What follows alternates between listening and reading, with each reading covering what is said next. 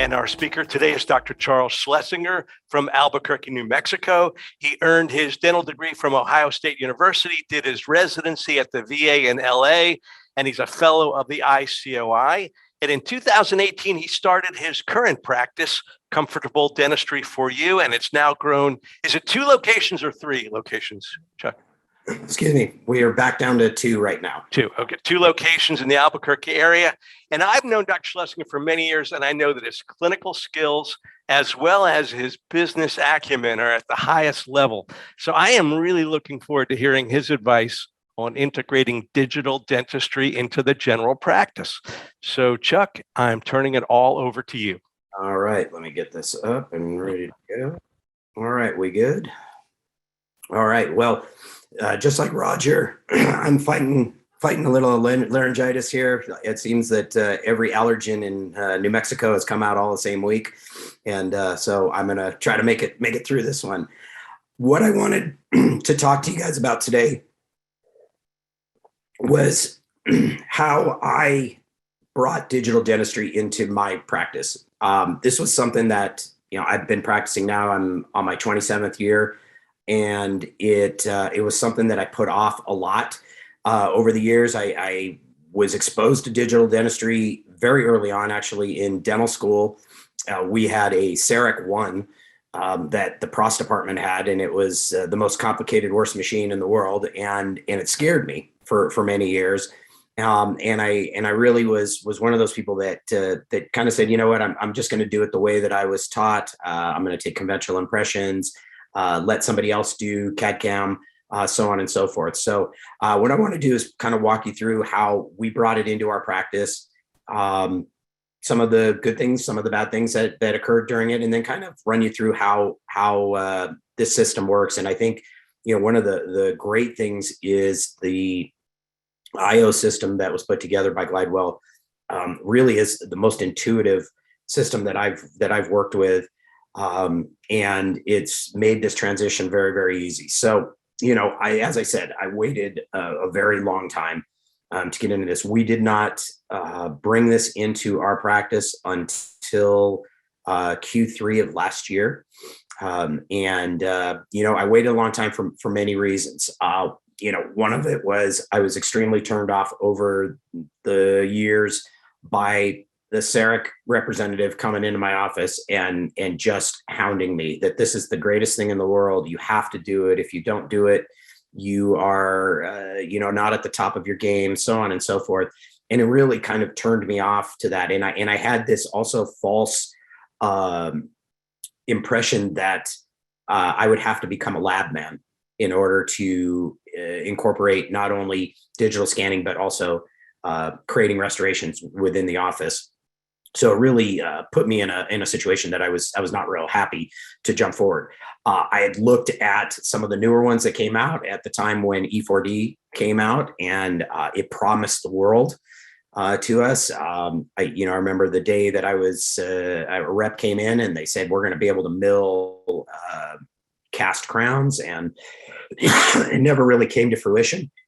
And so I had some friends that worked with E4D, and in the early days, there were a lot of hiccups. And so I didn't really like that. I didn't like the size of the unit that was there. I also looked at both of these systems and thought there's no way I can fit a intraoral scanner into a patient's mouth. And so, it's going to end up being something sitting in the corner that I throw my lab coat on and will never use it. I was really turned off by the cost initially. That was something, even though, the sales representatives, would say, hey, you know what, you've got a breaking point. It's 35 crowns a month, so on and so forth. You can do onlays and inlays rather than doing large composites or large amalgams.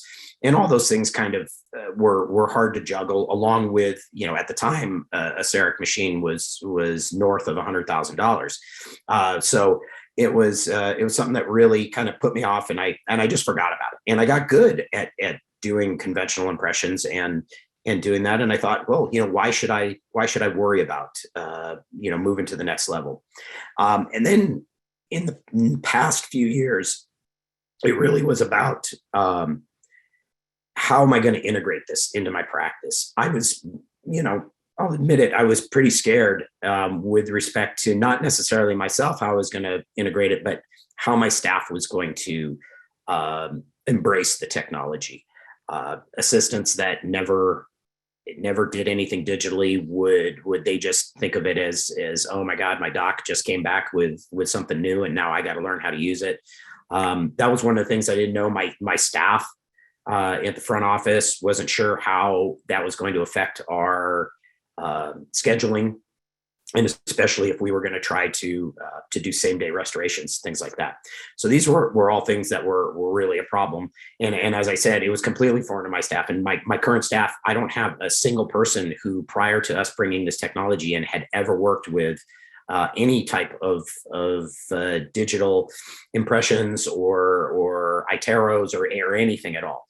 So it was a scary moment for everybody when I came in and let them know that we were going to do this. They kind of looked at me and said, "All right, we trust you, but we're gonna see how you're going to do on this." So what made me think differently? A couple things. One, I had and have a long relationship with Glidewell, and I've never been steered wrong with the technology that has come forth from the company.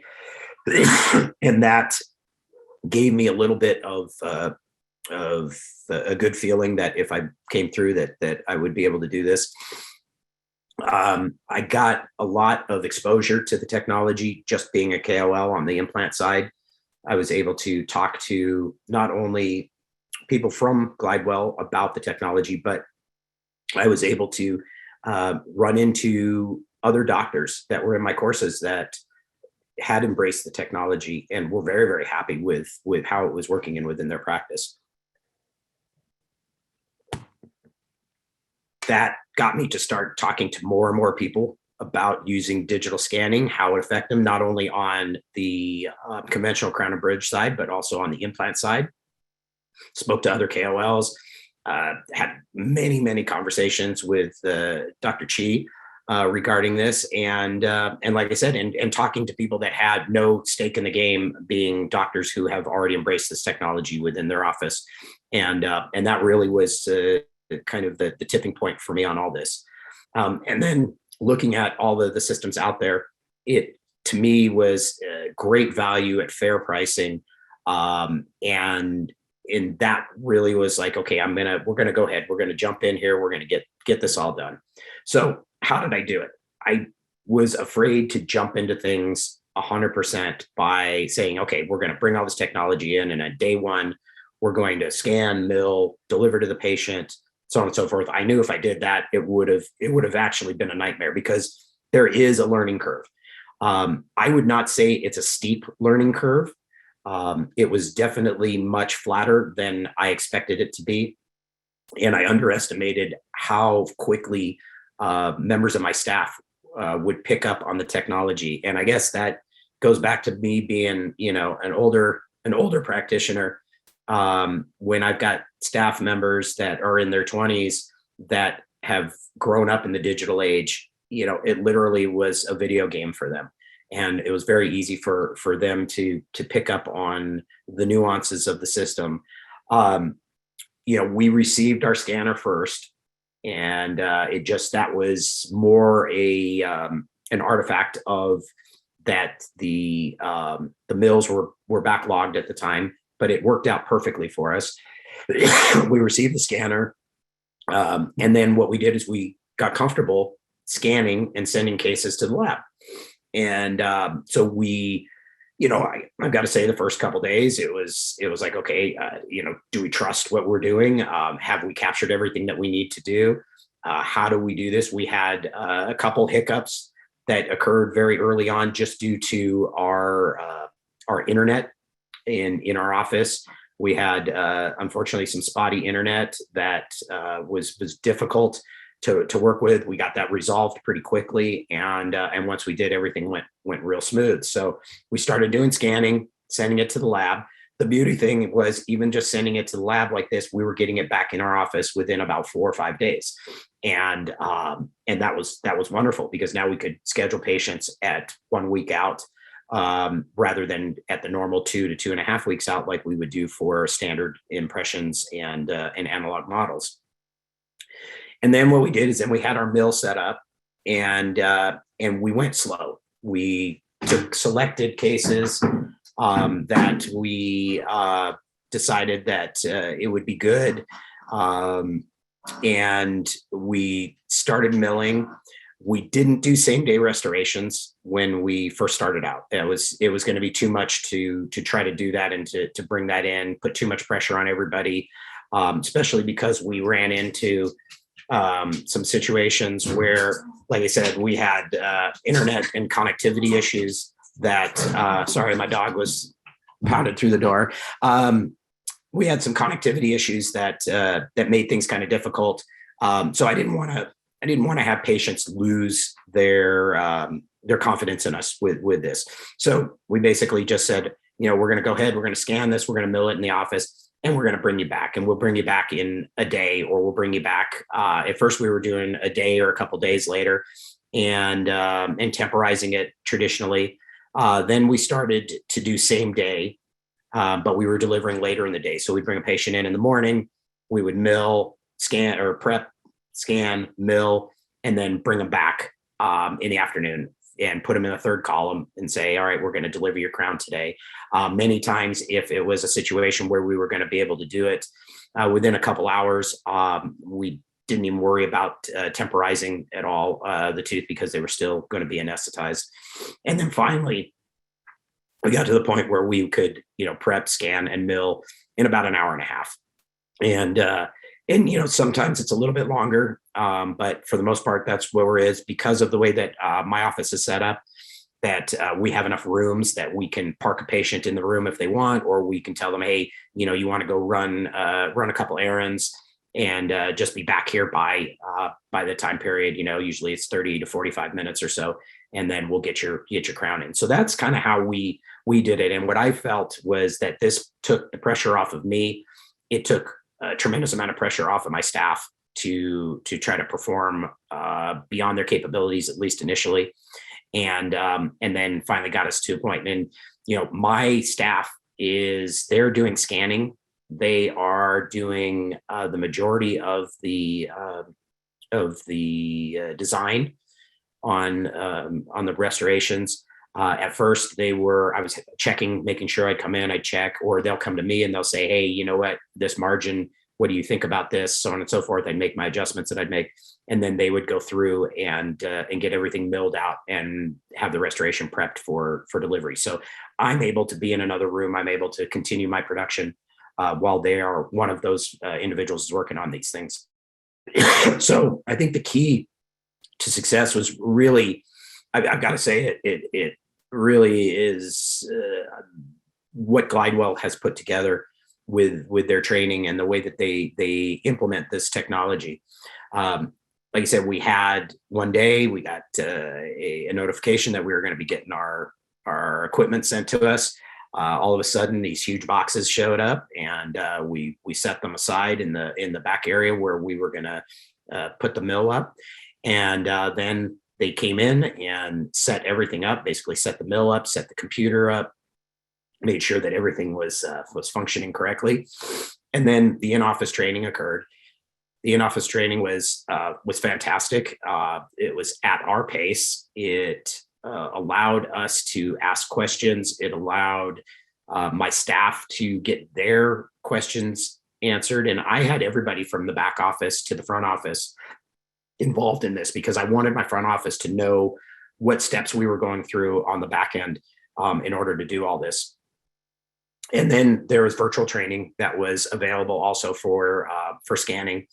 And I basically had my assistants log in and do the virtual training with the trainer. And what we did is we actually did this a few weeks after we got started scanning. So that way they had the questions that were determined by their difficulties or troubles or not troubles that they had. They just were able to get everything answered in such a way that they felt extremely comfortable with what we were trying to accomplish.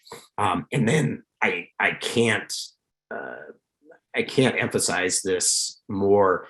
the customer service on the hotline number has been a lifesaver for us because things happen.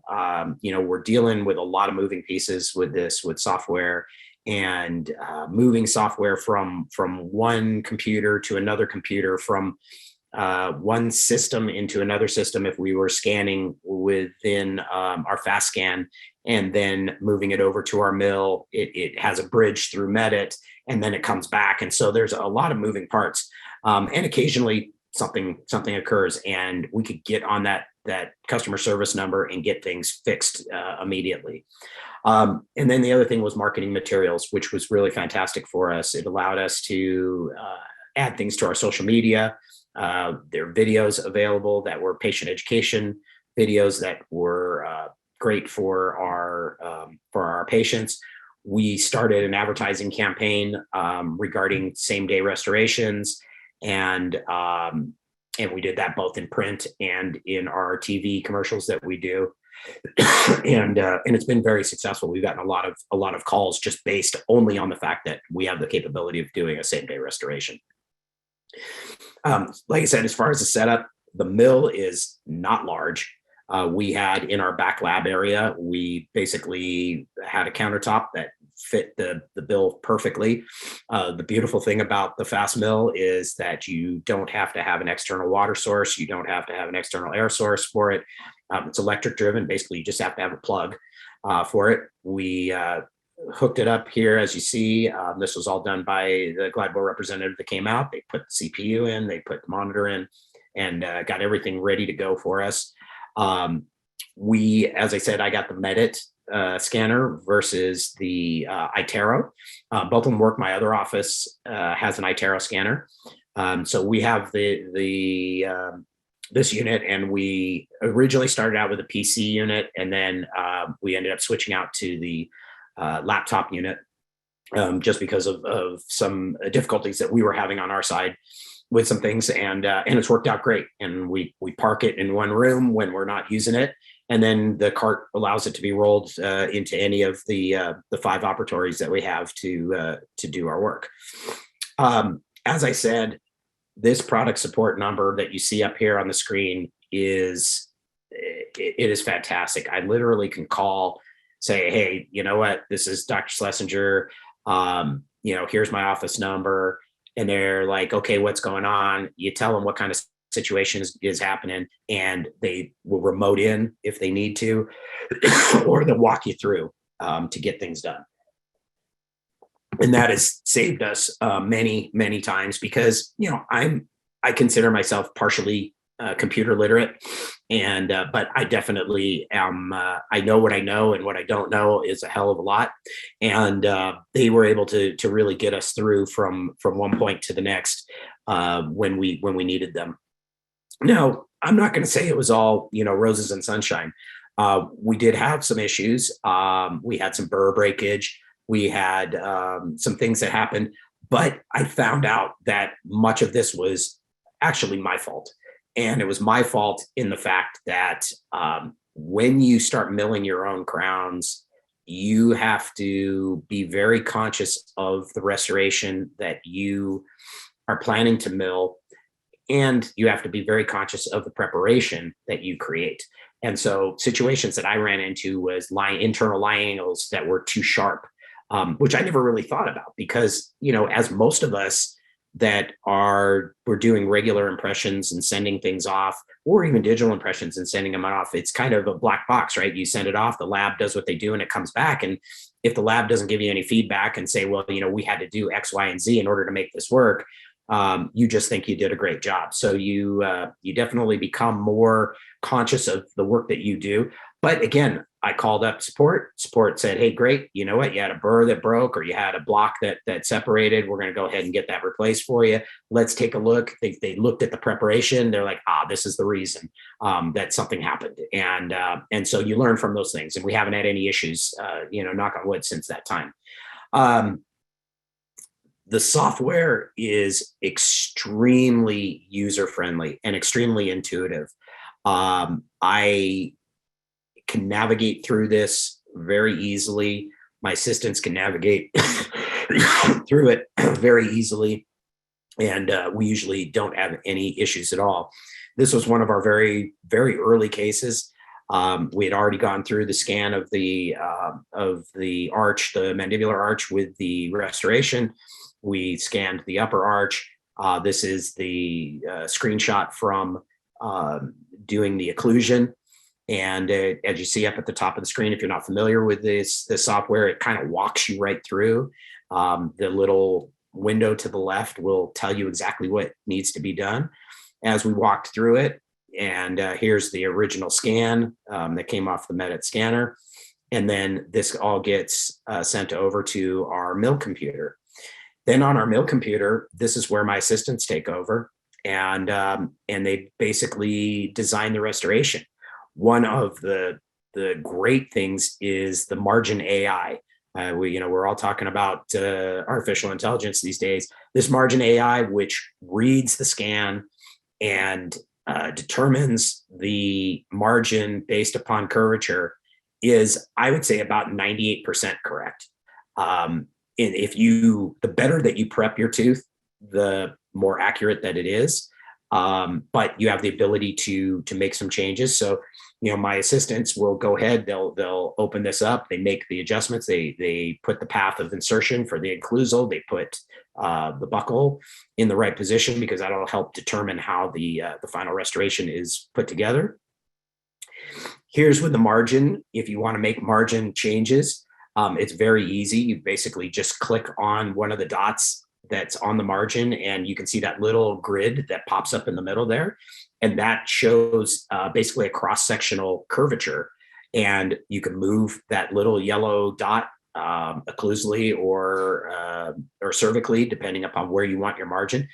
And this is where, if you're the prepping doctor, this comes into play, because sometimes my assistants will say, "Hey, I can't really see where it is. I'm not sure." And I know what the prep looked like in the mouth, so I can go back and say, "Yeah, I know that there's a little dip here because I hit it with a burr," or so on and so forth. But they basically go through, they make these changes. As you can see here, we're just moving the margin. We can move it up and down, but you can see it's a pretty distinct chamfer there. So we move it out to the edge of the chamfer. Once we've done all that, then we hit crown design or crown proposal, and then it'll basically do the 3D model of the crown that's on it. If your occlusion has not been reduced enough, it'll tell you with either red or yellow, green or blue, as you see here. So in the areas where red, we're slightly thin, but in my eyes and the way we design, if I've got red, I'm okay. If it's yellow, then I'm going to be too thin.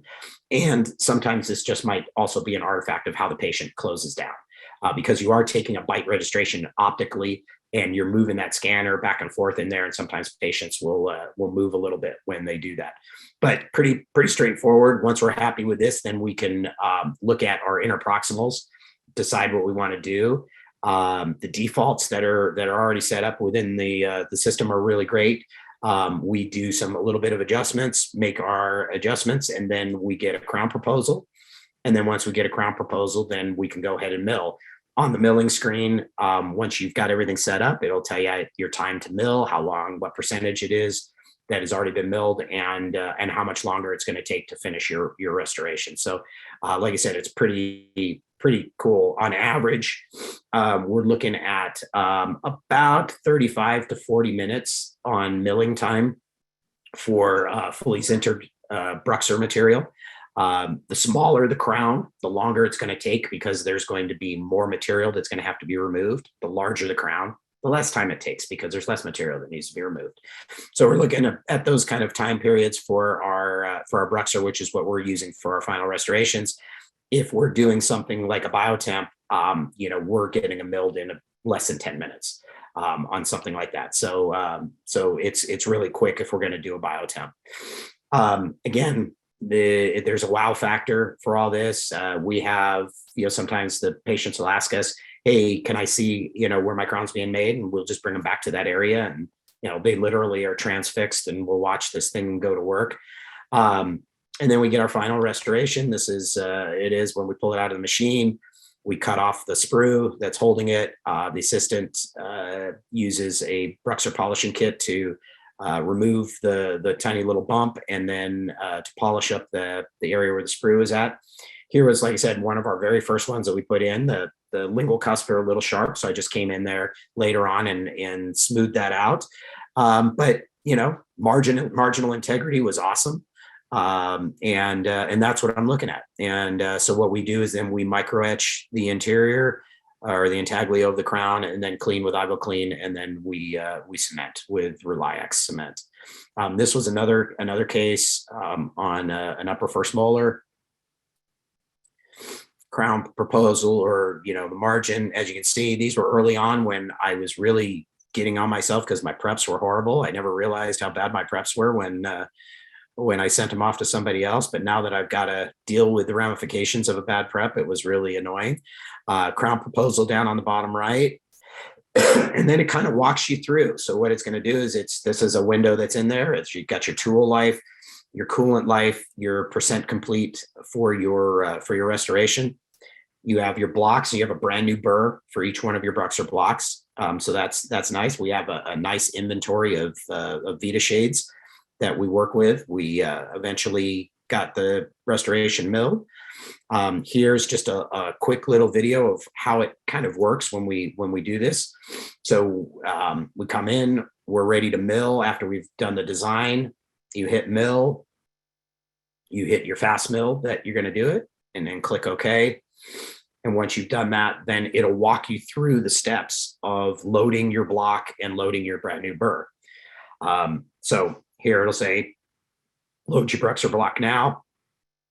You're taught all this in your training. So you have special tools. You load your block in.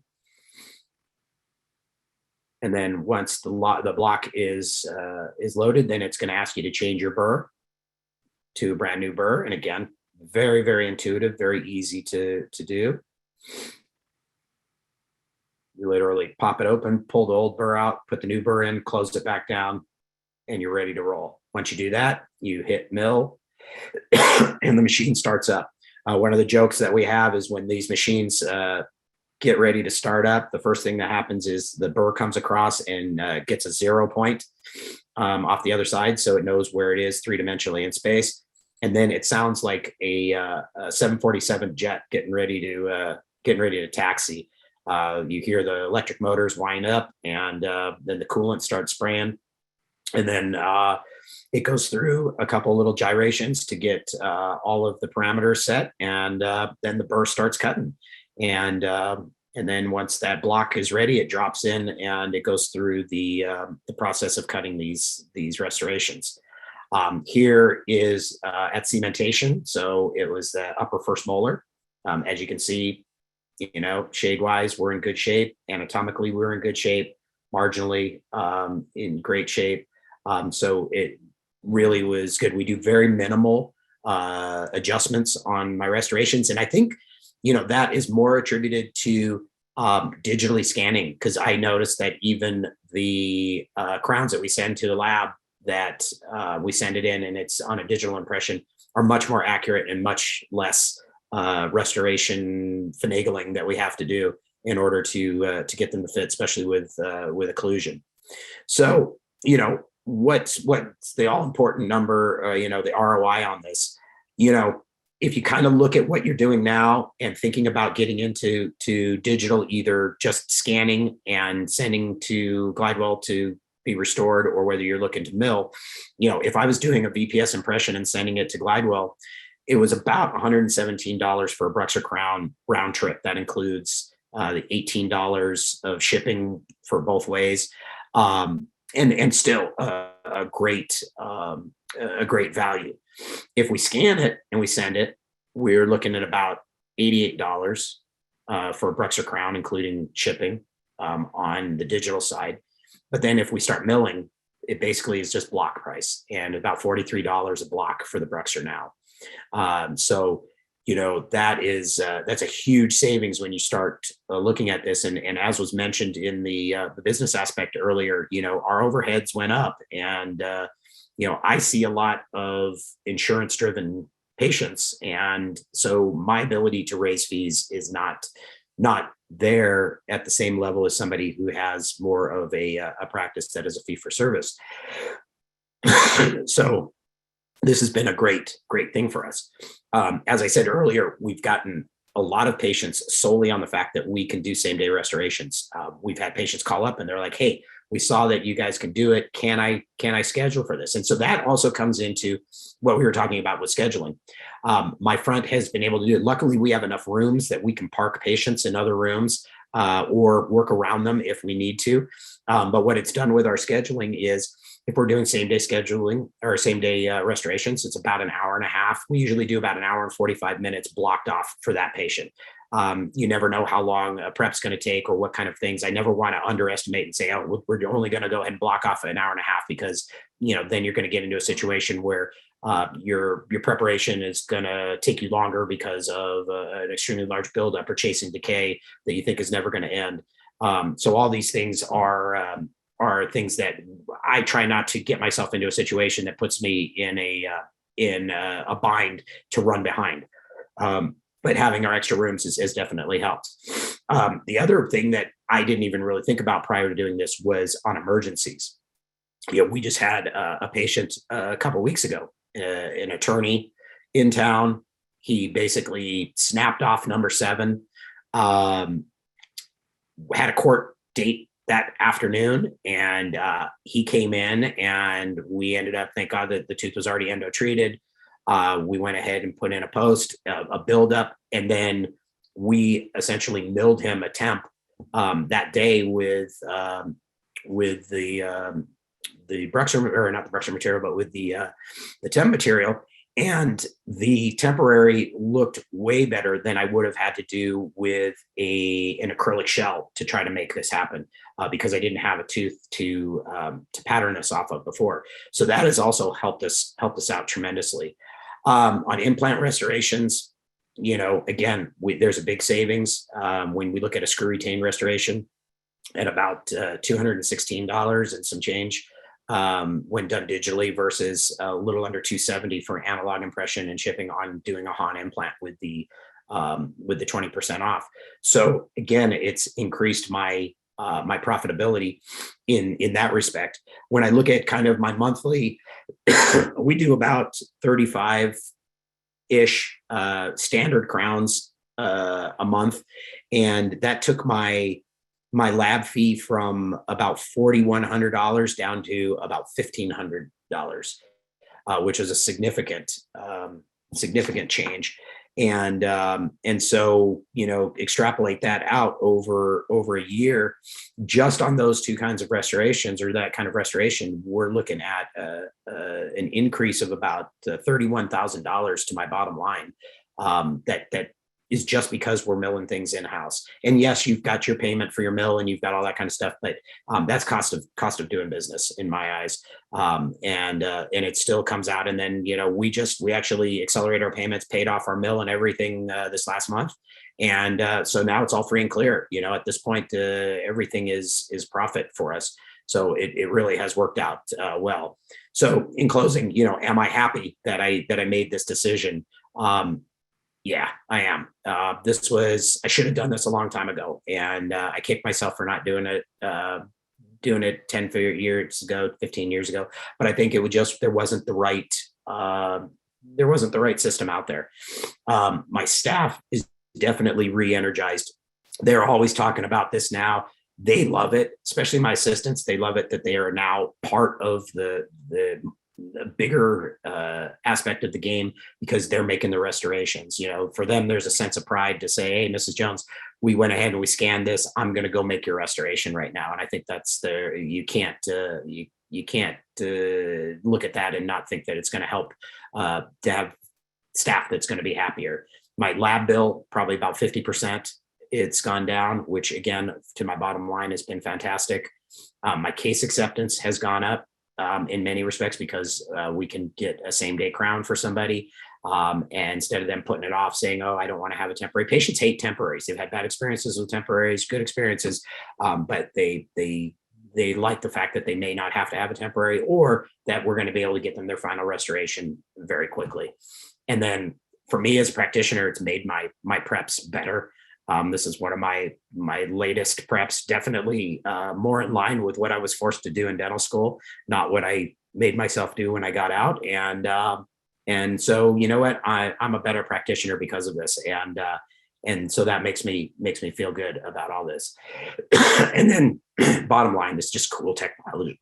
This technology is great for the patient wow factor. When you do a digital impression and the patient sees that, they're just, they're blown away if they've never seen that before. And especially if you mill also, they're super happy. And like I said, everybody really, really loves this. So yes, I'm happy. This was probably the best investment that we made in recent years. And it's going to just keep our practice moving upward as we continue on. So that's what I wanted to share with you guys today. I hope that it helped you kind of think about this technology if you don't already have it in your office, and know that you can bring it into your practice, and it's something you can do, and it's easy. So with that, I'm going to say thank you guys, and I'm going to go try to find my voice here. No, we're not letting you off that easy, Chuck. We're going to ask you a few questions here.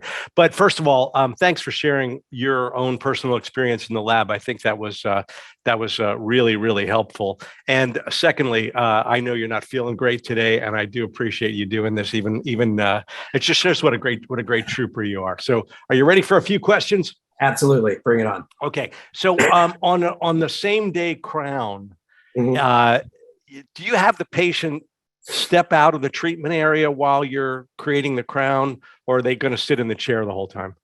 So we've done it both ways. Usually what we'll do is we'll tell them, hey, you know what, it's going to take about 40 minutes or so for us to get your restoration ready after we do it. Do you want to stay here, or would you rather go sit in the waiting room, or do you want to go run an errand? If they want to do that, then what we usually do is we'll bring them back and they'll go into our overflow room for delivery. If they prefer to just sit in the chair and play with their phone, then we're fine. We'll work around them. And when we just park them there, the assistants will clean up whatever it needs that they need to around them. And then the patient is there and ready. So we've done it both ways. Obviously, it's better to keep them in the same room because you don't have the expensive tear down and cleanup. And so we're moving more towards doing that more often than not. Okay. So, but you don't send them to the waiting room. You don't send them to Starbucks, or, If you want to, say I don't want to sit there. Great. And go do something else. Very good. Very good. Okay. You said it takes about an hour and a half start to finish to do a brush or crown. How does that break down as far as, anesthesia, prep, scan, design, mill, all that stuff? Any idea how that breaks down? Yeah. So I'll kind of do it backwards. So, once the impression is, or once the prep is scanned, we're probably looking at about 10 minutes on design, 5 to 10 minutes. Which is pretty quick. And then again, our milling time is going to be anywhere between 30 and 40 minutes, I would say. So let's just call it 50 minutes on that end of things. And then scanning, literally 5 minutes to scan, and then the prep time in between there. So that would be, getting the patient numb and prepping the tooth. Again, if it's straightforward, then, prep can be 15 minutes and we're ready to get our impression. On more difficult cases, it's a little bit longer. Sometimes the scanning can take a little bit longer depending upon the patient.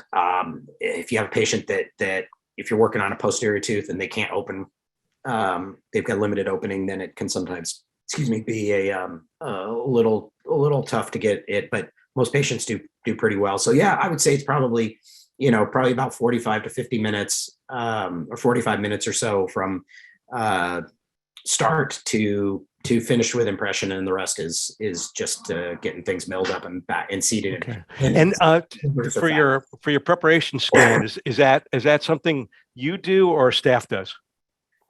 So the majority of them are done by the staff. I do scan some of them when I know they're going to be difficult scans.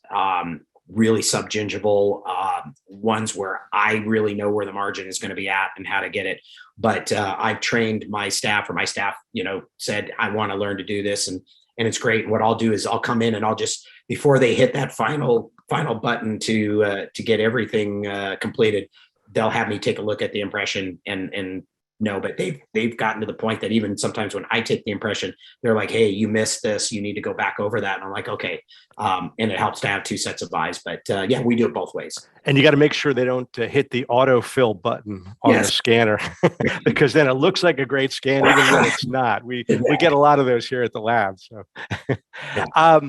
here's a scanning question. If you're doing crown, let's say number 19, would you do just a quadrant scan, or would you scan the whole lower arch?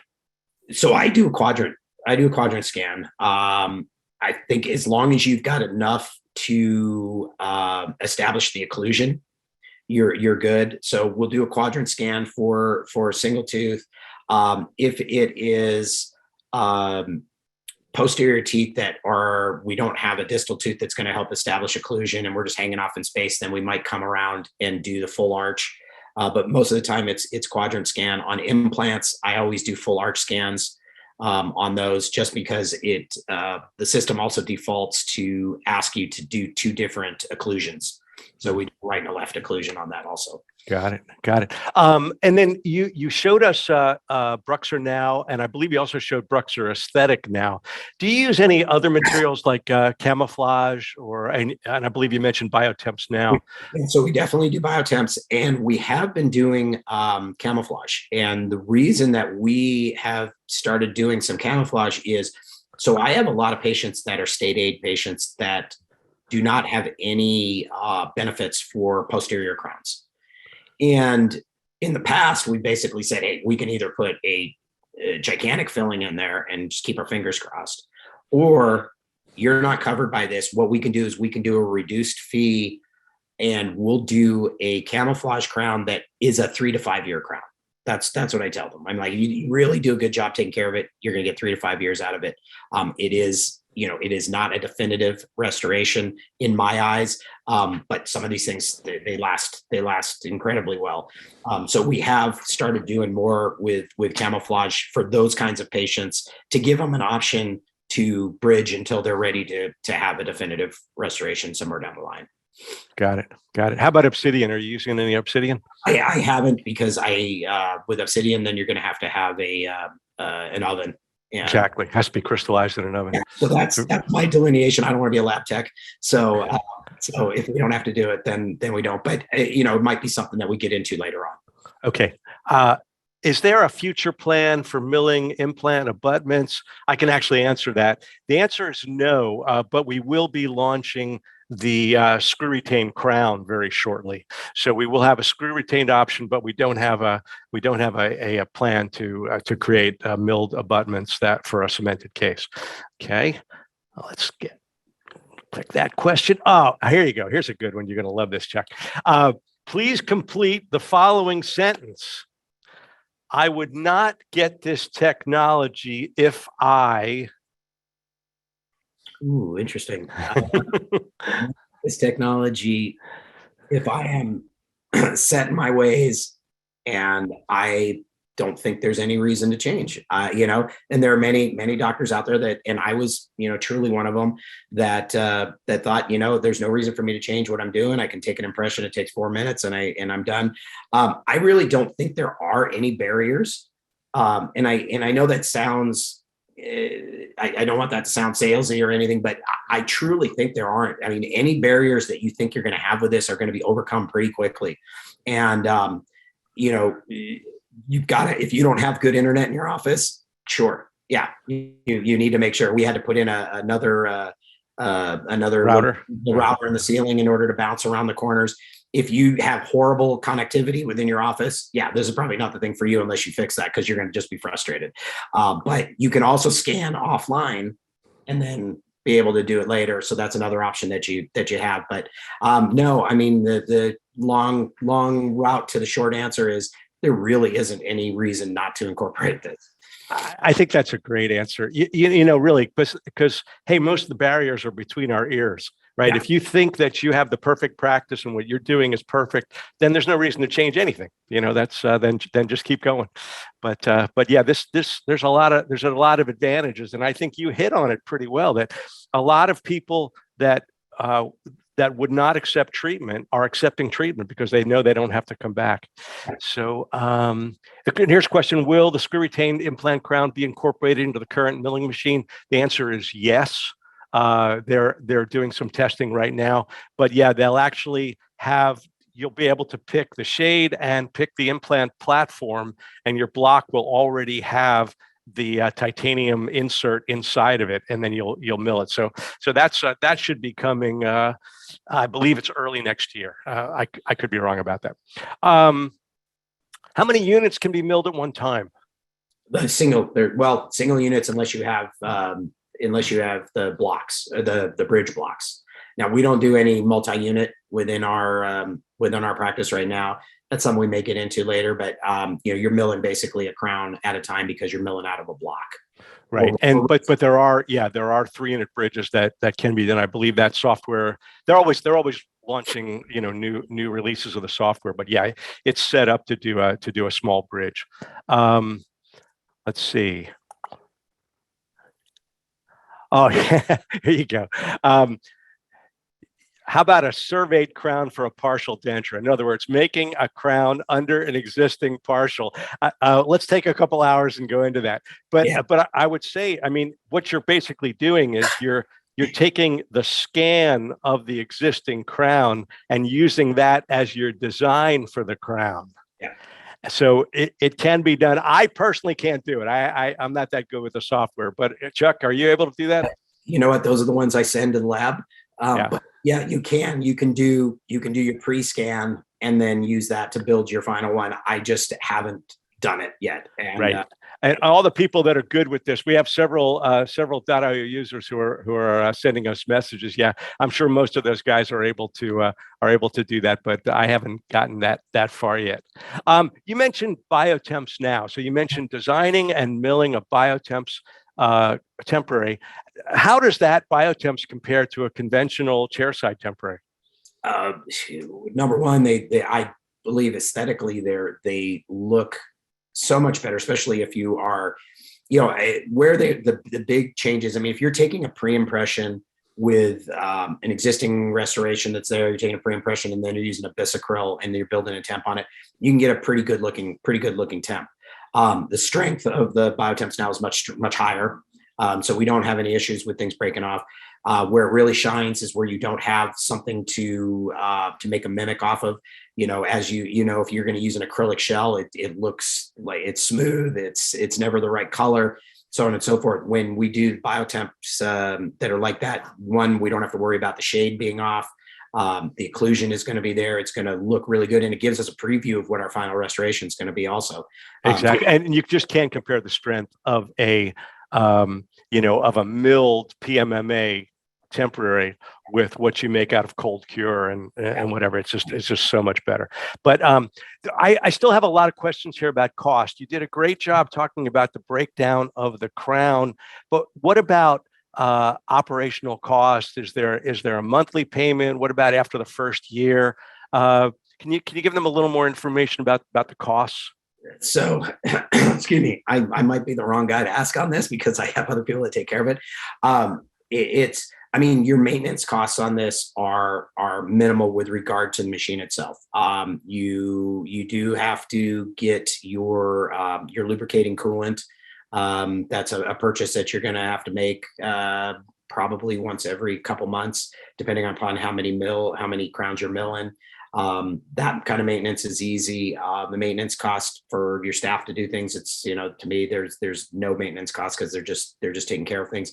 As far as you're not paying a monthly fee for your, it's not like some of the other systems where you have a fee per click, which there are systems out there that you are paying on how many times that you're using it. So we're scanning with a fast scan. And that's all inclusive. And we paid for the extra storage. That was about the only thing that we paid for. So I have a small little monthly fee for extra storage, and that's pretty much it. Okay. Yeah. And I just got this from our .io people. So to buy for $49,995, so basically $50,000, You get the fast mill, the computer, the monitor, the keyboard. You get 45 free blocks.